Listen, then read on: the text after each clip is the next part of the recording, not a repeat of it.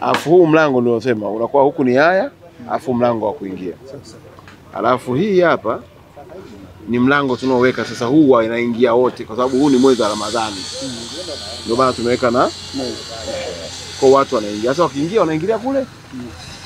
Kwa hiyo wataingia hivi. Sasa wale wanawake wanaenda upande huu huku, wanaume tunakuja upande huu. Kwa hiyo tukitaka kuongea tunapanda sasa hapa. Kwa hapa ndio tutapotolea dua. Na baada ya hapo watu wanashuka sasa kwenda kutuni. Kwa hiyo hii yote ndio tunaendelea kutengeneza. Sasa kuna sehemu nyingine haijaonekana, ile sasa ya picha zetu. Picha ya mama, picha ya amekuja kupiga ile kijana. Naam? Nimezipata. Nimezipata. Pia nimeshazipata. Ameenda kuprint. Bwana mkubwa. Kwa utakuwa na picha ya kwako, picha ya mufti, tunachukua na Askofu Amani pamoja na Askofu Godwin, lakini pia Mheshimiwa Rais. Sasa ile wakiingia huku kuna sehemu ya kupita watakutana nazo hizo picha. Kwa hiyo mtu anayetaka kupiga picha anasimama, bala nimekuja kwenye iftari. Kwa hiyo kila mtu hicho ndio tunachokitengeneza. Kwa hiyo huku kote tunafunga taa. Kwa ukifika kesho utakuta na pale ile gate ile gate ndio kwa pale. Maana yake itakuwa huku ndani hapaonekani. Na hizi zitapandishwa. Na unaona hapa nimekutolea na hii fence. Ndio. Tumeitoa ili watu wasio kama wako kwenye gereza. Alafu baada ya tukio tutairudisha. Sawa. Sawa kabisa. Kwa ndo maandalizi yetu. Itapendeza. Itapendeza. Maandalizi yetu. Tunatamani ajenda yetu ni moja tu. Tuendelee kuwa wamoja. Palipo na umoja, kuna amani, kuna upendo, na kuna mafanikio. Basi ashaka baba. Sawa kabisa.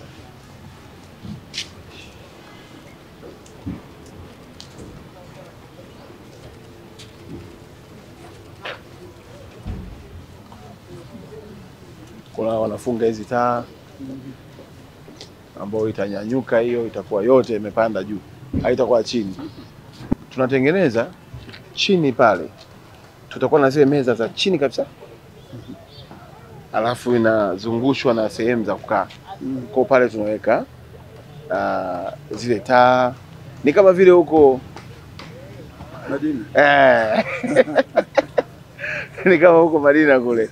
Kwa hiyo tunaitengeneza na yenyewe itakuwa huku kote na upande wa huko.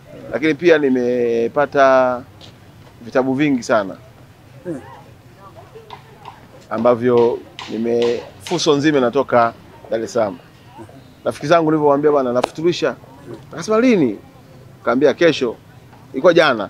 Kaambia kesho kutwa. Akasema sasa nikaambia kama mna vitabu ningependa kuona watu wanapata juzuu, watu wanapata msaafu.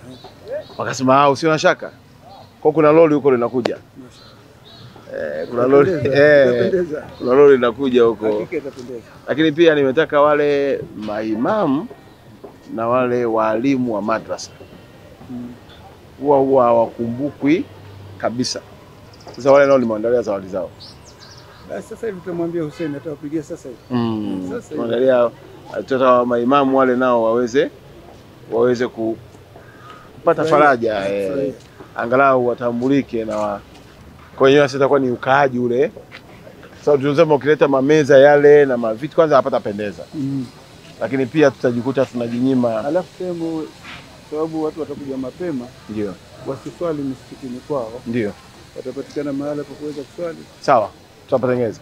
Tutatengeneza. Ili wafuturu hapa mwanzo na mwanzo mambo yafanyike. Sawa kabisa. Kuliko waswali msikitini kule alafu waje kuhangaika kuja. Sawa kabisa. Tutaifanya hiyo. Lakini kingine ambacho tunakifanya kwenye iftari, nimetafuta kampuni 8. Sitaki iftari ya mtu anakaa masaa mengi. Ndio.